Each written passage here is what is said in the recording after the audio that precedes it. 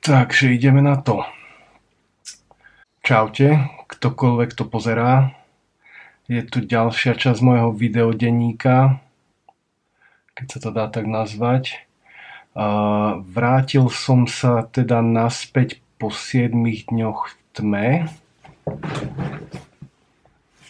a potreboval som si dať také 2-3 dní na to, aby som to trochu spracoval. Takže vlastne nahrávam to až teraz v pondelok a vyšiel som v piatok a bol to super zážitok. Bol to super zážitok. 7 dní v tme je taký dobrý reštart. Je to super reštart a tých 7 dní asi je na začiatok fajn. K tým dňom sa ešte asi dostanem počas videa. Najprv možno začnem tak nejak, že vlastne ako som sa do tohto dostal, hej, že ísť na 7 dní do tmy.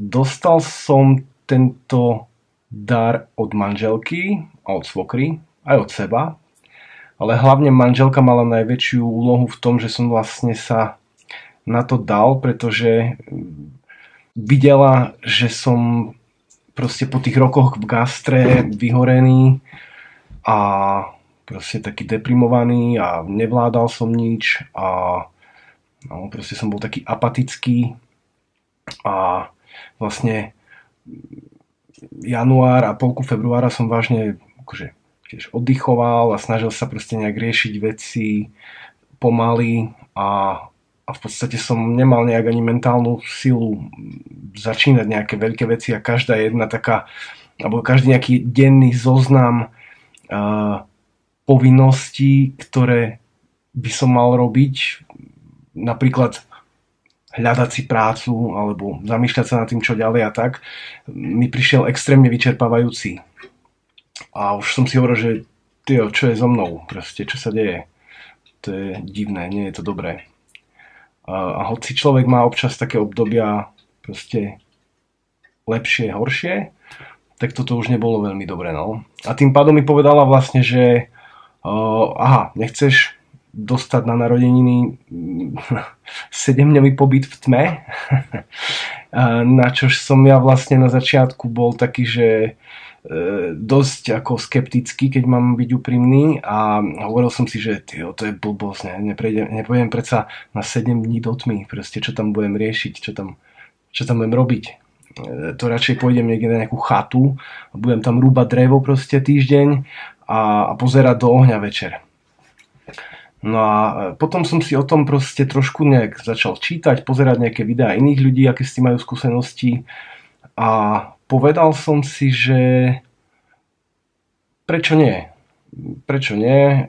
Bude to výzva, bude to možnosť si odpočinúť, poriadne odpočinúť v zmysle, keď je človek doma a máte proste manželku, dieťa, psa a proste život okolo seba, tak vlastne je náročné na 7 dní úplne vypnúť. Alebo to je jedno, hoci aj na 2 dní, pretože človek sa cíti blbo, hej, keď by som tu ležal v posteli a čumel do stropu alebo pozeral filmy, tak by som sa cítil proste nepríjemne, ak by moja manželka so synom tu proste chodili za mnou a nie kvôli tomu, že by som nechcel, aby za mnou chodili, ale kvôli tomu, že by som sa cítil blbo, že vlastne na nich nereagujem. Ak by som to mal brať ako úplný relax, mentálny aj fyzicky, hej. A tým pádom som si povedal, že tých 7 dní v tme bude v podstate jedinečná príležitosť nemusieť nič robiť a na prvý pohľad, alebo na prvé zamyslenie to znie akože divne, hej, že týždeň nič nerobiť, ale keď si chce človek oddychnúť, hlavne mentálne, tak vlastne v tej tme odpadajú úplne všetky povinnosti a človek vôbec nerieši, že či musí ísť na nákup, alebo von so psom, alebo hociakú dennú, každodennú proste záležitosť, hej, hodiť veci do práčky, alebo to je úplne jedno. Hocičo, čo v bežnom živote človek robí, ho v podstate rozpýľuje. A tým pádom nevie vypnúť ten mozog dostatočne na to, aby tam začali prebiehať nejaké regeneračné procesy. A tým pádom v podstate som sa rozhodol, že OK, idem do tmy. Idem do tmy. A ono to bolo v podstate nejaké 2 týždne pred tým nástupom do tmy, takže v podstate som nejak ako keby čítal články, pozeral videá a nakoniec som si uvedomil, že vlastne to je asi jedno, pretože v podstate každý tam zažije ten svoj príbeh. A tým pádom nechcem povedať, že sa neoplatí pozerať alebo čítať články o tom, alebo pozerať videá. Hej. Možno aj vy práve preto pozeráte video, aby ste sa dozvedeli, že ako to tam je. Ale chcem iba povedať to, že pravdepodobne každý jeden z vás, ktorí sa tam rozhodnú ísť na takýto pobyt, zažijete trošku inú skúsenosť. Podľa toho proste možno, že čo je vaša motivácia. Alebo či nemáte žiadnu motiváciu. U mňa to nebol ani nejak ako keby spirituálno-duchovný nejaký experiment, ale skôr som si povedal, že idem si na týždeň poležať a oddychnúť. A nič nerobiť. Takže s týmto nastavením, s týmto mindsetom som tam do toho išiel. Jedine, čo som musel, bolo ani nepresvedčiť sám seba, že idem na 7 dní do tmy, ale proste to akceptovať, že toto bude teraz taký stoicistický prístup asi, že proste toto bude teraz realita. Čož v podstate mi pomohlo asi aj potom konkrétne v tej tme. Proste akceptovať to ako momentálnu realitu dňa a týždňa.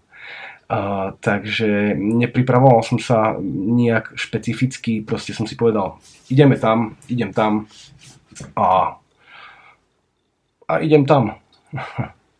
Takže keď som vlastne prišiel do malej dedinky nedaleko Jičína, čož je tak hodinka od Liberca, tak už po tej ceste, alebo cestou tam som si to tak ako keby nejak sa snažil ako si predstavovať, hej, že aké to bude, proste zhasnem si svetlo a bude tma, hej. Čo budem jesť, jak budem chodiť na záchod a jak sa budem sprchovať a všetky takéto akože praktické veci ma nejak napadali, hej. Ale to bolo jedno v podstate. Viac menej, keď ste tam, tak v podstate všetky tieto veci odpadajú. Musíte akceptovať to, čo je tam a v akej forme to tam je. Takže keď som prišiel do Starého Smrkovca, tak v podstate to bol taký krásny domček na kraji dedinky mi prišlo, kde som zaparkoval auto. Zobral som si gitaru, to musím podotknúť. Zobral som si so sebou gitaru. To bolo jedno také rozptýlenie, ktoré som si chcel zobrať kvôli tomu, že jednak som už dlho nehral na gitare a tak som si povedal, že OK, aspoň si zase osviežim trošku možno tie staré pesničky, ktoré sme niekedy si hrávali, hej, na lavičke pred panelákom alebo pri ohni a na chatách. A v podstate možno sa aj naučím nejakú novú pesničku, hej. A budem mať aspoň takú možnosť úniku psychického pred tým tichom a tmou, ak to budem proste potrebovať. Takže zobral som si gitaru, zobral som si baťoch a išiel som sa ubytovať.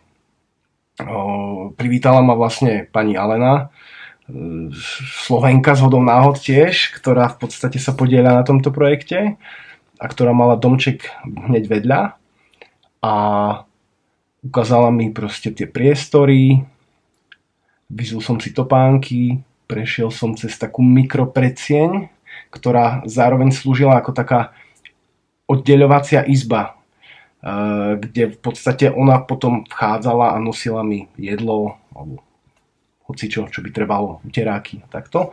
Čiže najprv tam bola taká malá predsienka a potom tam bola tá samotná izba. Celý ten areál v podstate pozostával z 3 miestností, ktoré už zvonku pôsobili tak príjemne a drevene a ani nie ezotericky, ale tak aj relaxačne. Takže človek si hneď povedal, že OK, v podstate idem ako keby na chatu. A pani mi potom povedala, že vlastne tam bude ešte jedna nejaká žena na pár dní, keď tam budem aj ja, ale že tie miestnosti sú v podstate nejak zvukovo izolované a tým pádom môžem si hrať na gitare, kričať, plakať, smiať sa, čokoľvek budem proste chcieť robiť v tom momente.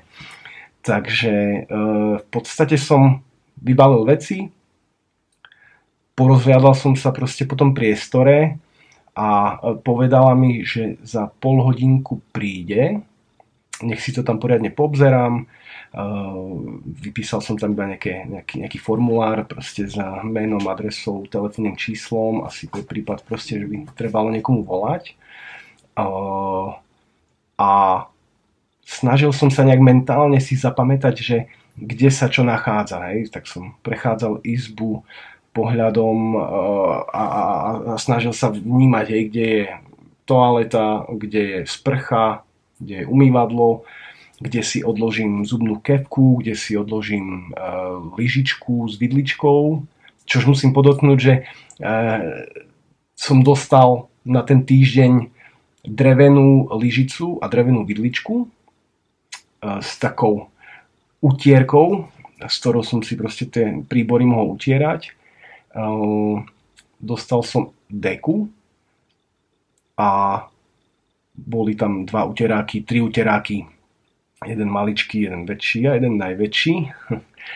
A v podstate to bolo asi všetko. Boli tam 2 fľaše s vodou, ktoré boli pri dverách a ja som si ich už hneď sa zamýšľal, že kde budem mať tú vodu nejak po ruke. A v podstate snažil som sa vytvoriť si nejaký, ako keby jednak takú mentálnu mapu toho priestoru a jednak, proste snažil som sa si to tam zapamätať, aby som proste nebúchal do vecí a v podstate tá polhodinka ubehla relatívne rýchlo a keď už som tak ako tušil, že OK, o chvíľu už asi príde pani Alena, tak sa ma začínala zmocňovať taká zvláštna, taký zvláštny možno nepokoj. Pretože keď už viete, že vlastne o chvíľu sa zhasne to svetlo a ste sám so sebou, tak človek vlastne, hej, začne byť trošku taký ako keby nervózny možno aj.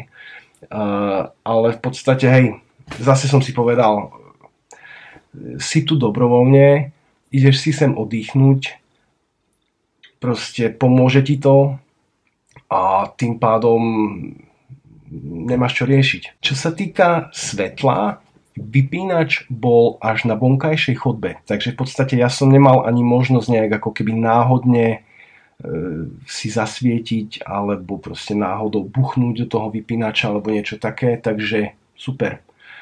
O svetlo som sa nemusel báť, hej, že si ho nejak zapnem. Bola tam proste jedna toaleta, jedna sprcha, ekologické mydlo, šampón a mal som tam na privítanie myštičku orieškov a nejakých hrozienok a nejakého sušeného ovocia. Čož som hneď začal jesť, samozrejme z tej nervozity. Hej. Nebol tam žiadny núdzový zdroj svetla a tým pádom tam bola ako tma a samozrejme, ale tam bola možnosť výjsť vonku kedykoľvek a buď si zasvietiť, alebo proste výjsť vonku z toho baráčiku a proste odísť. Hej. Ale na mi to prizvukovala, že ak by som náhodou proste niečo ako nejak to nezvládal, kľudne môžem výjsť vonku a zazvoniť jej na domeček a proste kedykoľvek môžem ísť domov, keď chcem. Takže, ale to ma ani viac menej nejak ako nenapadlo v tom momente, že by som nad tým nejak ako uvažoval. Ale bolo to dobre vedieť, že hej, nie som tam zamknutý a môžem kedykoľvek výjsť. takže to bol asi taký ten začiatok toho týždňa,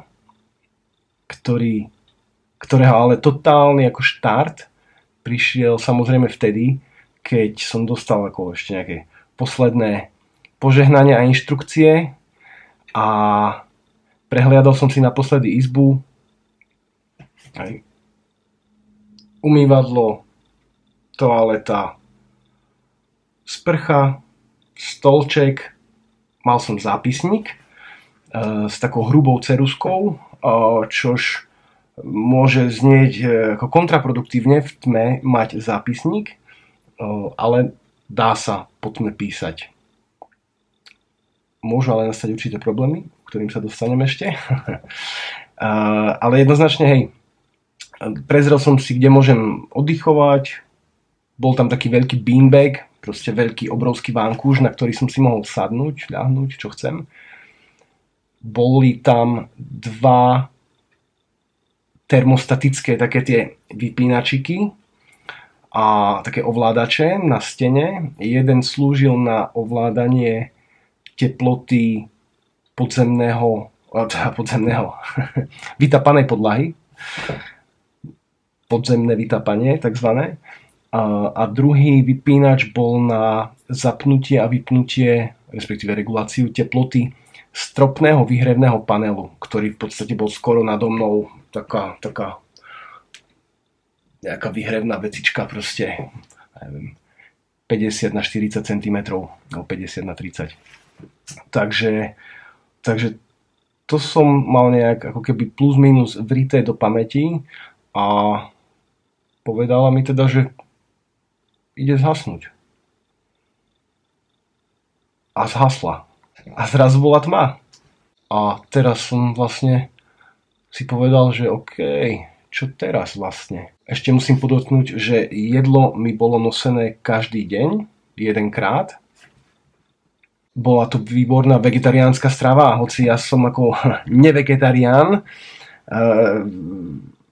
od prírody možno až antivegetarián, ale nie, že by som ako nejak ako hejtil proste ten vegetarianizmus alebo veganizmus alebo niečo také, ale proste mne chutí to mäso. Takže to bola ešte jedna tiež taká možno mikrovýzva, keď som si povedal, že OK, nebudem to komplikovať, nebudem žiadať nejaké kurácie rolády a stejky, ale proste budem jesť to, čo mi bude dané. O starosť menej aspoň, no. Nemusím sa zamýšľať nad tým proste, že vytvárať si nejaké menu a takto, takže super. Takže jedlo by bolo nosené raz denne medzi 9 a 11. Takže som si vlastne už vytváral takú nejakú ako taký zachytný bod, že OK, každý deň medzi 9 a 11 príde jedlo a ja budem vedieť plus minus, že je medzi 9 a 11.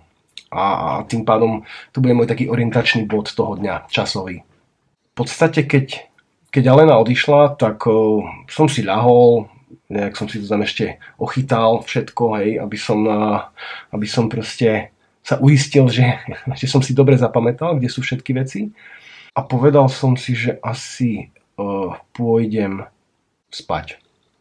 Boli 3 hodiny po obede. Nemal som nejak ako žiadny plán, hej.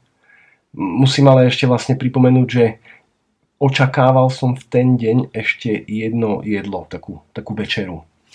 Takže som si hovoril, že zdriemnem si na chvíľu a potom, keď Alena 3-krát zaklope, čo bol signál toho, že je za dverami a že prináša jedlo, tak sa najem a od toho sa odrazím. Takže som si zdriemol a asi o 2 hodinky prišla Alena s tým, že mi tam to jedlo priniesla. Dokonca dneska alebo respektíve včera už mi poslala aj menu toho, čo som jedol, pretože mňa to jednak zaujímalo. Ja si to tu na rýchlo nájdem, pretože ja na to nejak ako nemám kapacitu, aby som si to zapamätal celé.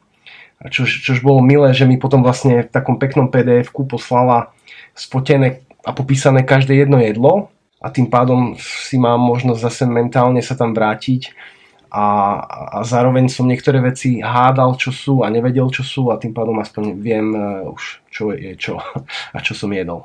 A prvý večer hneď ma vlastne potešila, pretože ja som jej hovoril, že mám rád sladké a ona mi povedala, ja už viem, čo ti pripravím dneska.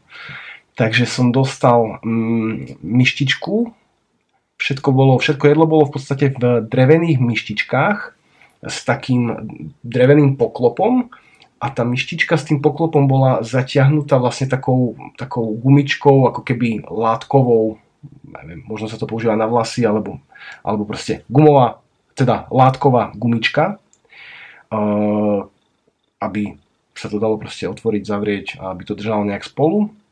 No a dostal som 2 myštičky prvý deň na večeru a v jednej boli rezance, opražené nejaké rezance, také ako azijského typu, so sezamovými semiankami a proste zeleninou. Výborné. A druhá myštička ma extrémne potešila.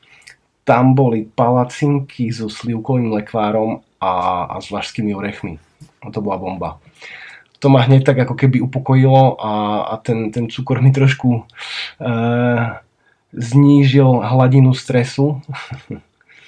A keď som sa najedol, zobral som si ešte čaj, ktorý mi bol vlastne nosený tiež každý deň v takej veľkej termoske. No a bolo mi povedané, že vlastne ten čaj si môžem naliať do tej takej, mal som tam ešte jednu extra malú drevenú myštičku, na čož som si ale v podstate potom netrúfal veľmi, pretože hej, horúci čaj, myštička, tma, no proste nemuselo by to dopadnúť úplne dobre.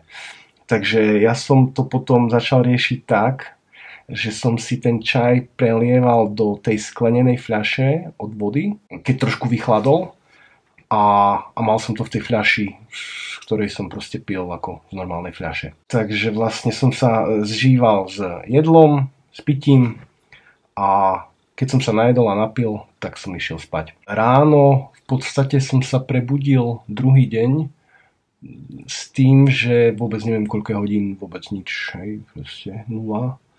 A čakal som na to, že kedy zaklope Alena s tým, že už tam je to jedlo a ja už budem vedieť, že je asi 9 až 11. Čas som si krátil gitarou, ale prvé dni som si trošku brnkal, no. A v podstate dostával som sa do tej takej dennej rutiny. A prvé 3 dni som si vytváral takú rutinu, že som sa zobudil, počkal na jedlo, najedol som sa, najprv som ochutnal všetky tie myštičky, aby som vedel proste čo je čo a čo si dám na raňajky, na obed, na večeru a každý deň tam bola aj polievka. Tá bola tiež v takej malej termoske kovovej. Takže vždycky som si najprv všetko jedlo ochutnal a rozhodol som sa, čo budem teda jesť v akom čase dňa, alebo teda v nejakom poradí a vlastne dal som si tie raňajky, umyl som si zuby, či už predtým alebo potom podľa toho, kedy som vstal. Povedal som si, že tie prvé dni sa budem snažiť čo najviac proste odpočívať, pretože kvôli tomu som tam išiel. A nakoniec vlastne to aj tak bolo, hej, že to telo, jak je v tej tme a je tam proste neustála produkcia toho melatonínu, tak prvé 3 dní mal ten režim teda, hej, zobudím sa, najem sa, idem na vecko, dám si sprchu. Tá prvá sprcha v tme bola trošku taká akože divná, hej, pretože neviete vôbec proste, čo, kde je, proste zrazu tam na seba pustíte vriacu vodu, zrazu studenú, takže hej, to bol ako keby taká zase nová skúsenosť sa sprchovať úplne po tme. No a potom som si ľahol, zaspal na chvíľu, neviem na koľko, počítam, že možno na hodinku, 2. Zobudil som sa, potom som sa zase najedol, trošku si zahral na gitare a zase išiel spať. Zase som pospal asi 2-3 hodinky, dal som si večeru, dal som si polievku a zase som išiel spať. A takto to v podstate bolo prvé 3 dni. Som iba jedol, spal, samozrejme aj ako keby rozmýšľal. Hej, ale tie myšlienky boli ešte také, že som si hovoril, že OK, ako chvíľu rozmýšľam, mal som také ako keby úseky, hej, hodinové, dvojhodinové, kde proste som sa zamýšľal nad všetkým možným a boli to ako super náhodné ako keby veci vo väčšine prípadov.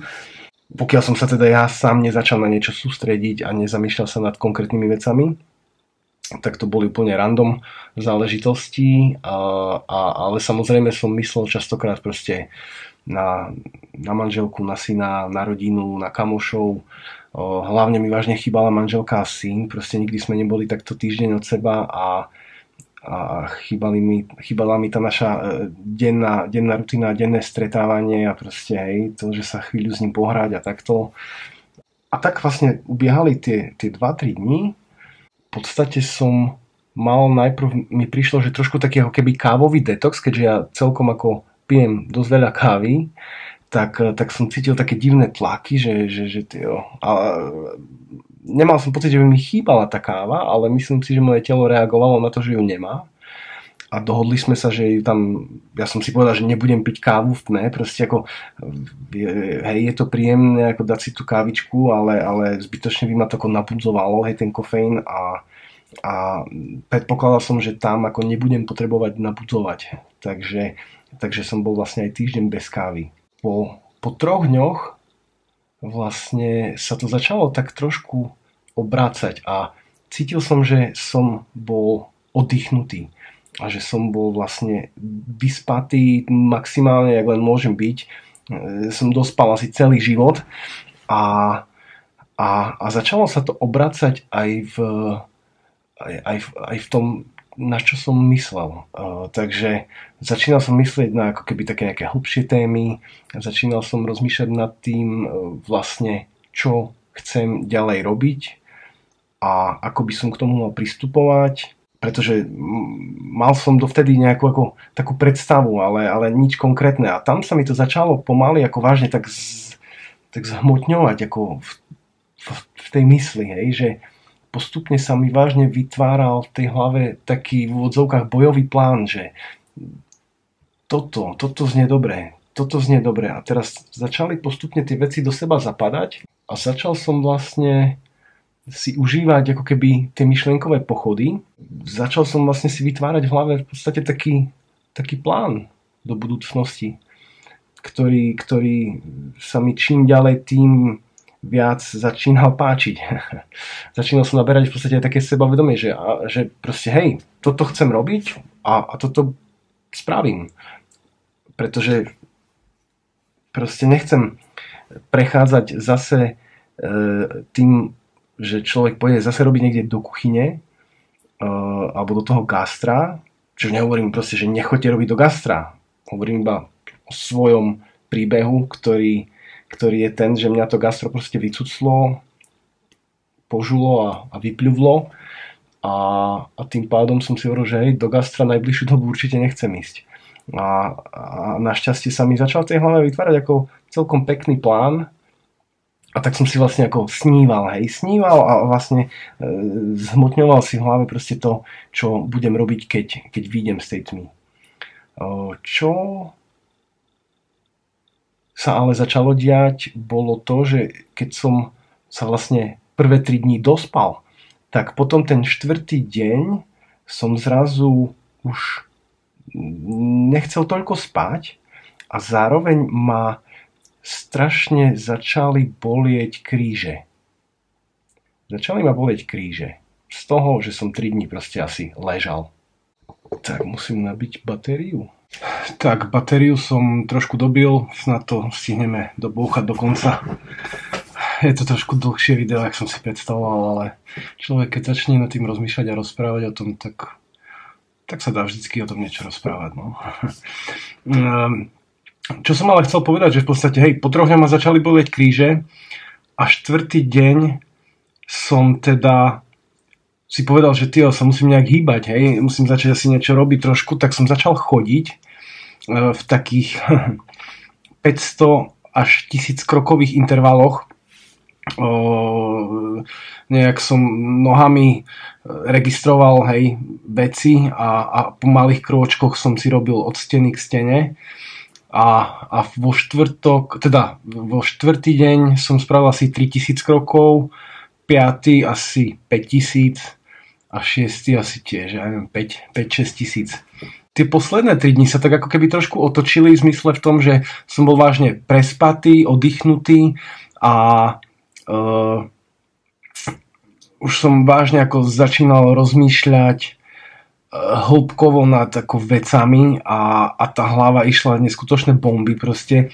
Ten mozog úplne ako to tam ako fičalo jak výchrica. Trošku sa to začínalo nekomplikovať, ale začínalo to byť náročnejšie, no.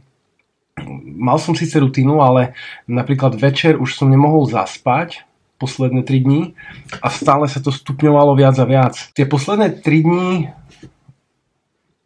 boli náročnejšie, ale stále som myslel na to, že v podstate je to moja voľba a toto je teraz proste to, kde som a boli tam také mikronáznaky toho, že keby som teraz vyšiel vonku alebo si aspoň zapol telefón, pozrel koľko je hodina, tak nad tým som občas rozmýšľal, to nemôžem povedať, že nie, ale zároveň nikdy to nedošlo do štádia, aby som mal takú krízu, aby som proste vyšiel von, hej, takže jak sa blížil ten koniec, už som si počítal vážne akože hodiny, už ten 5., 6. deň, už to bolo také, že už človek rozmýšľal, koľko hodín vlastne ešte zostáva, tak, ale zároveň som vážne vtedy naplno premýšľal nad vecami, nad ktorými som potreboval premýšľať. Deň za dňom bol vlastne ako keby produktívnejší, náročnejší, ale produktívnejší, no. Pretože už som mal zabehnutú tú rutinu, už som vedel, čo od toho očakávať, už proste som nebol vyschizovaný z toho, že som v tme a mal som vážne čas ako rozmýšľať nad vecami, no. Čož niekedy bolo už trošku na nervy, pretože už hlavne večer, hej, keď som už predpokladal, že je večerek, tak trošku niečo utichlo a človek už tak má nejaký pocit, že asi už bude večer.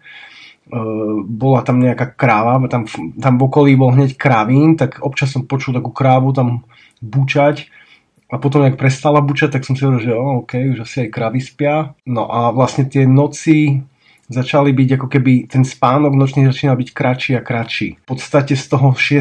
na 7. deň som spal možno, neviem, 2-3 hodinky a zobudil som sa s tým, že väčšinou som sa zobudil tak ako 2 hodinky pred tým jedlom, čo už mohlo byť vážne okolo tej, neviem, 6. 7.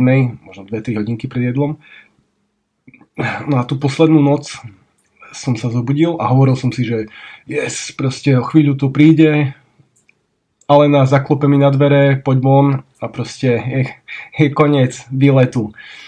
Čož som sa zároveň ako tešil, samozrejme, ale zároveň som mal trošku takú miernu ako keby obavu, že vlastne zase idem do toho sveta plného, ani nie že povinnosti alebo niečoho, ale do toho sveta, v ktorom je všetko príliš rýchle a príliš zamerané na proste na displeje a proste furt človek čumí do niečoho a vlastne ten mozog ako si neoddychne, takže som si rozhodol, že OK, vlastne získam ako keby zase ten bežný, normálny v úvodzovkách svet, ale prídem vlastne o ten kľud, no. Potom, no a vlastne keď som sa zobudil ako v piatok ráno, hej, tak už som si hovoril, že OK, že už to príde, ale nakoniec mohli byť možno, ja som sa zobudiť možno o 3 ráno alebo o 4 ráno, hej, a furt nič, nemohol som už spať, nikto nechodí, žiadny ruch nepočujem, tak som ešte hral na gitare, chodil a už som bol taký, že už proste, už som bol trošku nedočkavý, no. Ale stále som si hovoril, že OK, proste počkám. Hoci už som vedel, že bude blízko to ráno a môžem výjsť vonku proste, hej, a možno, že by bola ešte tma, alebo to je jedno. Ale som si povedal, že vlastne, že nie, že už počkám vlastne na ten signál, pretože malo byť, Alena mala prísť vlastne okolo 7 ráno na ten ako keby východ slnka. Tak som si hovoril, že počkám na ten signál a proste, že raz príde, hej, proste. No a aj som sa dočkal a vlastne keď Alena zaklopala, ja som si ešte v hlave hovoril, že dúfam, že som si to nepopletol, že dúfam, že nie je ešte iba štvrtok ráno. Tak som si to overil, hej, že je piatok. A ona, že je piatok a povedala mi, že do tej predsiene dá sviečku a potom odíde a ja budem môcť pomaly otvoriť dvere a proste výjsť vonku a proste poprechádzať sa, aklimatizovať sa proste na svet zase. No a keď odišla, tak vážne ako to napätie a to také vzrušenie vo mne bolo ako extrémne, hej. Že som vôbec nevedel, čo sa stane. Proste vedel som, čo sa stane, ale zároveň som nevedel, jak na to zareagujem. A tak som pomaly otvoril dvere a ten tenký pás svetla, ktorý vytvorila iba tá sviečka, mi v tom momente prišiel, ako keby tam bol proste 100 000 lumenový žiarič, proste nejaký halogén, ktorý proste vypaľoval do tej steny dieru jak laser, hej. To bolo ako šialené svetlo. Proste ako vôbec som nechápal, že jak môže taký tenký prúžok, taký tenký prúh svetla mať takú intenzitu. A v podstate aj emocionálnu. No. Bolo to také príjemné, bolo to pekné. A potom som vlastne pomaly viac a viac otváral tie dvere. Otvoril som ich do Korán, potom tie oči už sa začínali ako relatívne rýchlo prispôsobovať, ale v hlave som mal akože neskutočný zmetok v zmysle ako rovnováhy a úplne som zacítil, ako keby som proste mal vypité, hej. Som sa motal a normálne som ako strácal trošku rovnováhu a tak som sa vyšiel pozrieť ako vonku a nejak som si povedal, že to nebudem asi nejak zdržiavať, hej, že idem vlastne na raňajky, ktoré mali byť hneď potom. Načož mi vlastne ešte tesne predtým Alena povedala, že má prekvapenie v podobe pána. Zdravím Láďu, si týpek, ktorý tam strávil 28 dní a vyšiel v ten istý deň ako ja. A tak sme vlastne strávili spolu asi 2,5 hodinky pri raňajkách a pri vlastne debate o našich nejakých pocitoch a o kadejakých témach. A 28 dní už to už je drsné. No. Tam človek zažije zaujímavé veci. A je určite postavený do pozície, kde musí prekonávať ako sám seba už trošku extrémnejšie. No. Ale jednoznačne obidva sme z toho mali akože dobré pocity a boli sme totálne vyzenovaní a vyrelaxovaní. Dal som si po týždni kávu, čaj, výborné raňajky. Musím povedať, že vlastne vo všeobecnosti jedlo bolo vážne skvelé, ale narobila proste domáci chleba a vážne výborné veci. Ak by ste chceli, kľudne vám môžem hodiť do popisku alebo do komentu aj jedlo a respektíve ak by hoci kto mal nejaký typ otázky alebo hoci čo vás napadne, kľudne mi to napíšte do komentu, rád si to prečítam, rád vám odpoviem. Z tej tmy môže potom človek ešte čerpať dosť dlhú dobu a v podstate na mňa to stále ešte tak ako keby dolieha, hej, celý ten zážitok a som rád, že som ho absolvoval a som rád, že som to vydržal tých 7 dní.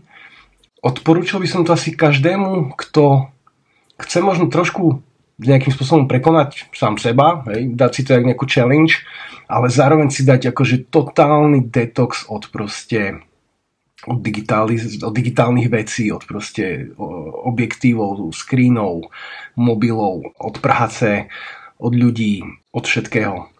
A kto možno je tiež na nejakom bode, kde buď vyhorel, alebo potrebuje nejakú inšpiráciu, potrebuje nabrať nejaké nové pohľady na svet. Príde mi, že to môže byť vážne skvelé pre proste umelcov, ktorí majú nejaký blog, proste kreatívny. Tam človek, ako tá fantázia pracuje na plné obrátky a človek tam vidí v tej hlave zaujímavé veci. Ale každý bude vidieť asi to, čo potrebuje vidieť. A čo sa týka nejakých halucinácií alebo nejakých vizuálov, tak halucinácie som nemal. Som čakal, že či niečo budem vidieť, nebudem, alebo takto a v podstate nevidel som absolútne nič. ale nebolo to tak, že by som videl čiernu tmu. Bolo to také, že stále som videl nejaké, keď zriete tie oči a vidíte tie také škaďaké vlnky a kadečo, nejaké obláčiky a paru a boh vie čo za vzorce a vizuály, tak to som videl, ale nebolo to farebné, bolo to viac menej jednofarebné. Takže to sa striedalo v nejakých fázach so stroboskopickým typom svetla, ktoré proste išlo niekedy extrémne rýchlo, niekedy pomalšie. Až som si niekedy musel hovoriť, že ako spomalme proste ten stroboskop, lebo proste som mal vážne pocit, ako keby som na nejakej party. Len bez hudby, bez ľudí a bez všetkého, len s tým svetlom. Pomyselným nejakým môjim vnútorným. Hej, to boli moje vizuálne zážitky, ktoré neboli nejaké extrémne, pretože som počul, že niekto má aj nejaké vizuálne proste halucinácie, alebo už niekto nazve človek ako chce. Každý si to vysvetlí po svojom, to čo tam uvidí alebo neuvidí a zažije. Určite to odporúčam vo všeobecnosti ľuďom, ktorí proste chcú vypnúť. No. Ja dám aj do popisku, kde konkrétne som bol ja. Môžem to vážne iba odporučiť. Volá sa to Tmou k sobie. Nechám aj odkaz na ich web. Ak by ste mali doplňujúce nejaké otázky alebo niečo, čo vás zaujíma, alebo vlastné skúsenosti, kľudne mi dajte vedieť, že kto ste boli na takom niečom, aké ste z toho mali pocity vy, čo vám to dalo, či to považujete za náročné, alebo či to bola proste pohodička a rád si proste prečítam aj názory a zážitky iných ľudí, ktorí to absolvovali. Myslím si, že sa budem celkom často vracať k spomienke na tento zážitok a čerpať takú energiu z toho všetkého, z tej tmy, ktorá je vážne ako veľmi príjemná. No. A čo by som povedal nakoniec? Skúste to, užijete si parádny oddych, spoznáte sám seba trošku viac a možno tam dojde aj k nejakej forme liečenia toho mozgu. Jak tam je furt ten prísun toho melatonínu, takže vraj to je nejaké proste protizápalové a takto, takže mne to určite niečo dalo a dalo mi to pozitívne veci. Nevylučujem, že to niekedy zopakujem, ale najbližšiu dobu asi nie, pretože jednak na to asi nebudem mať čas a príležitosť. Chcem si to uchovať, ten prvý zážitok v tme asi čo najdlhšie. No. A tak ako ten Láďa, ktorý tam bol 28 dní, tak ten hovoril, že to mal takto, že vlastne on bol pred 10 rokmi na týždeň a teraz po 10 rokoch si povedal, že OK, ideme na mesiac. Možno to raz príde aj na mňa. No.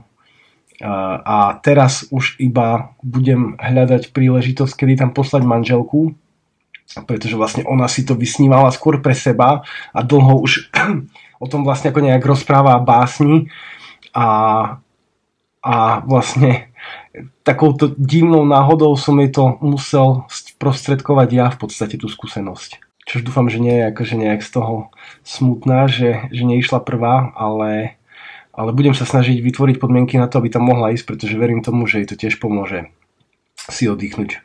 Proste tá materská a to materstvo v všeobecnosti, je to tiež drsná vec, no. Takže ženy, ďakujeme vám, my muži, za to, že ste také super, že ste super matky, že sa staráte vo väčšine prípadov snáď. Ďakujem ti, Alči. To je zase teraz moja manželka, pretože Alena je pani, ktorá mi nosila jedlo a Alenka je moja manželka. Takže ďakujem ti, Alči, za takýto skvelý zážitok. Budem sa tešiť, keď tam pôjdeš aj ty. Vidíme sa zase pri nejakom vlogu, pri nejakej časti môjho videodenníka, ktorý budem uploadovať relatívne pravidelne a budem proste si rozprávať veci, ktoré si chcem rozprávať. No. Je to taká tiež forma terapie asi. Sice trošku divná, čumím tu proste do objektívu, ale je to príjemné si porozprávať veci len tak. No. Takže jo, čus, čaute.